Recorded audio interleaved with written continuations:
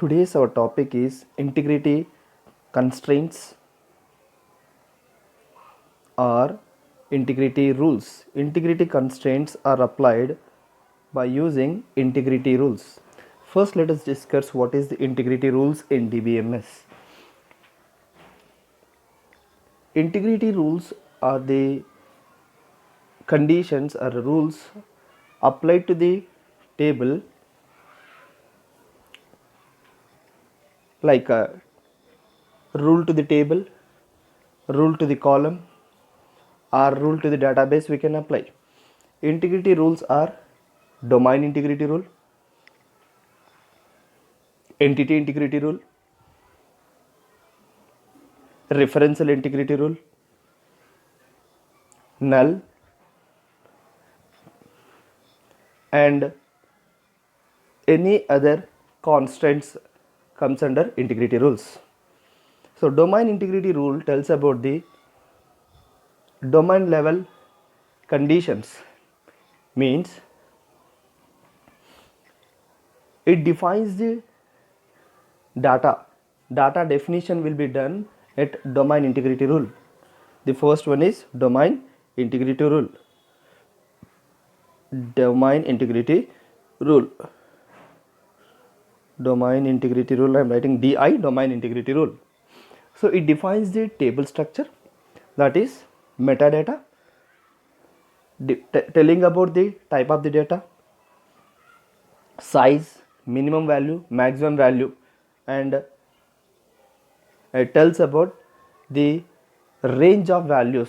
So that is called domain integrity rule, right? Second one is in DBMS, first one is domain integrity rule, second one is entity integrity rule. Entity integrity rule.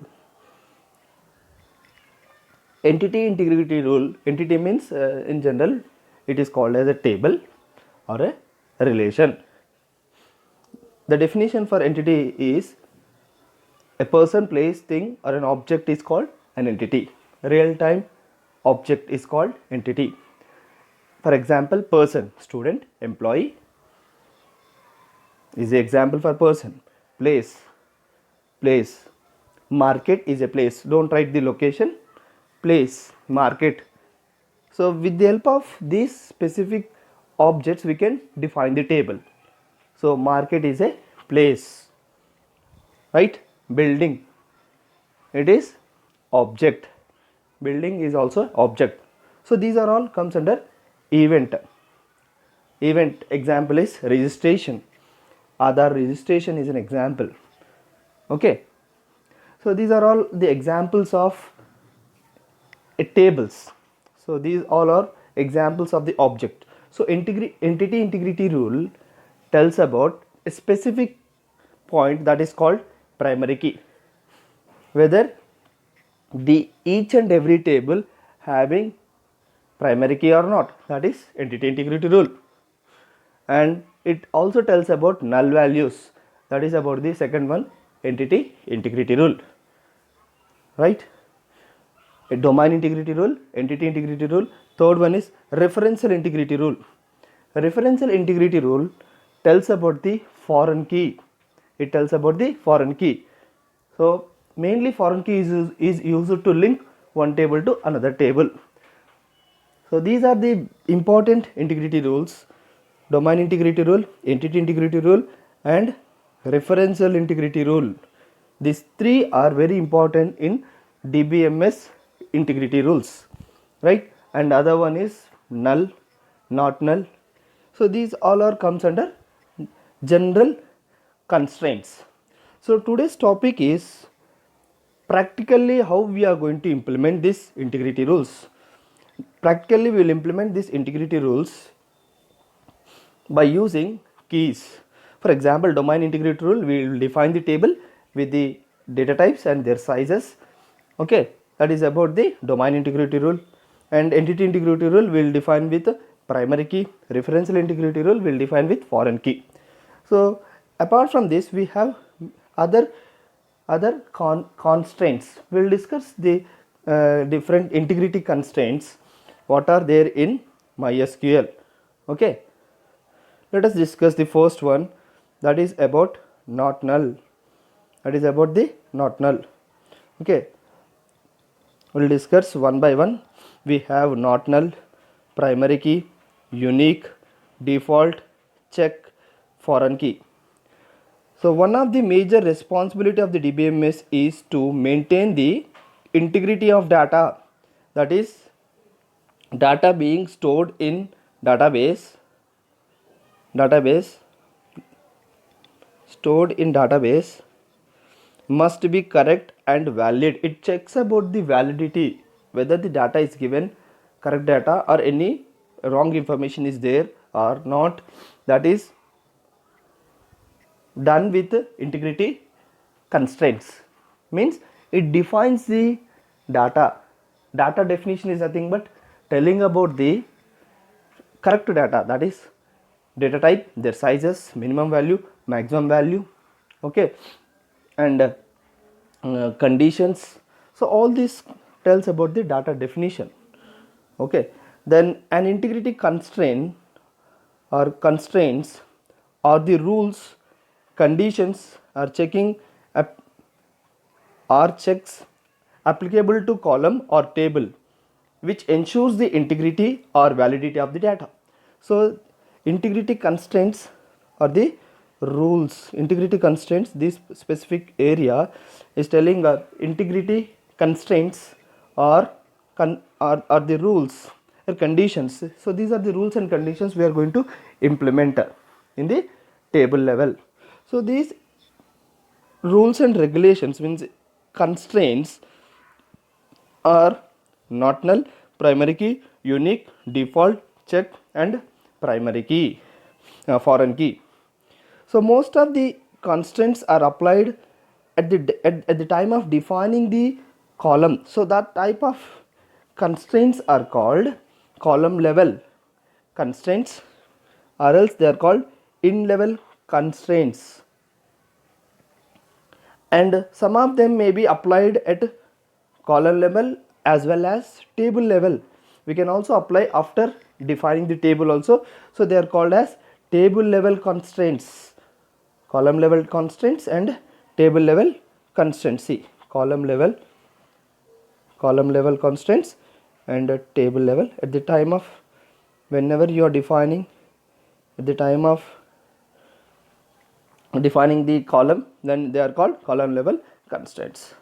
So these are all examples, the different types of constraints: not null, primary key, unique, default, check, foreign key. We'll discuss one by one, right? So according to the 12th board syllabus, you have a not null, primary key and foreign key constraints. You don't have unique also, you don't have a default and check. Even we'll learn about that constraints, it's not difficult thing. So these are the different constraints provided by MySQL. Okay, so types of constraints, and one by one we'll learn each type of constraints. Okay, first one is the rule applied is, the first one is what is the first one? Not null. In last section last class we already learned about the concept called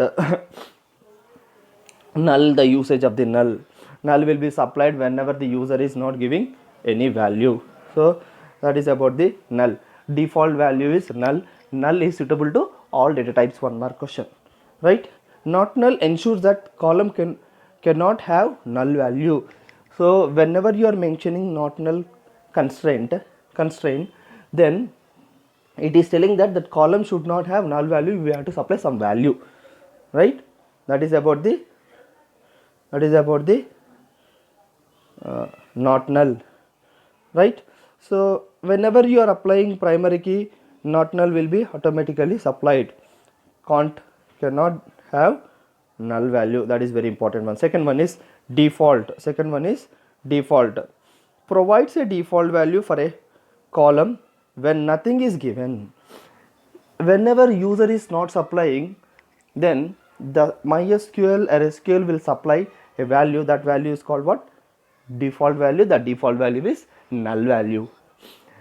So we can also give the default value by using default key and the default value may be anything defined by the user switch, right?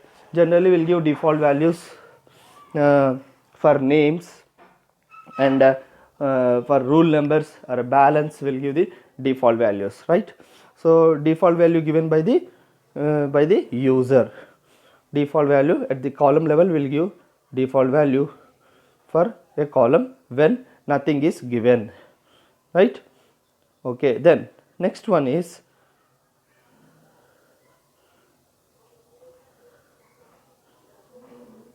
unique. Next one is unique. Unique defines, eliminates the duplications. Unique eliminates the duplications, right? Ensures that all the values in a column are different.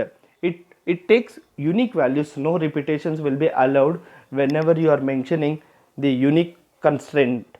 Okay, so unique keyword, whenever you are applying to the column, then that particular column will not allow you to enter repeated values, duplicate values, like rule number. You are giving the rule number, rule number 1 followed by rule number 2.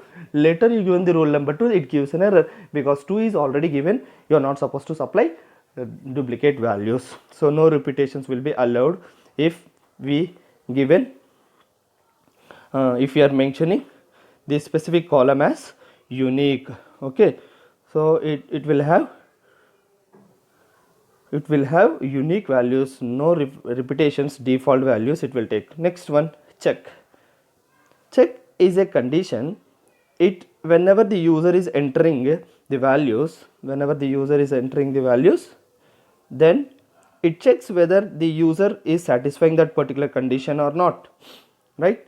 If the user is given the satisfying the means user given value is satisfying the, if it is satisfying the condition, certain condition, then it will allow, otherwise it will not allow. It shows an error. That is about the check. Especially check will be given in the students details like fail, pass, and gender. Default values will give that is default, and check especially used in finding the pass students. Minimum is 36. So like this we can apply the conditions. Okay, next, foreign key, primary key first. Used to identify a row uniquely. Used to identify row uniquely. We can identify a row uniquely using primary key. Uniquely we can identify a row using primary key. Let us discuss what is a primary key. Identifying a row uniquely. Primary key is a key which uniquely identifies a tuple of information, a row of information, and it should not support null values. It should not support null values. That is about the primary key. Foreign key, used to ensure the integrity, referential integrity of the data. It is used to refer another table, so it refers the other table. So mainly these foreign key used to link from one table to another table.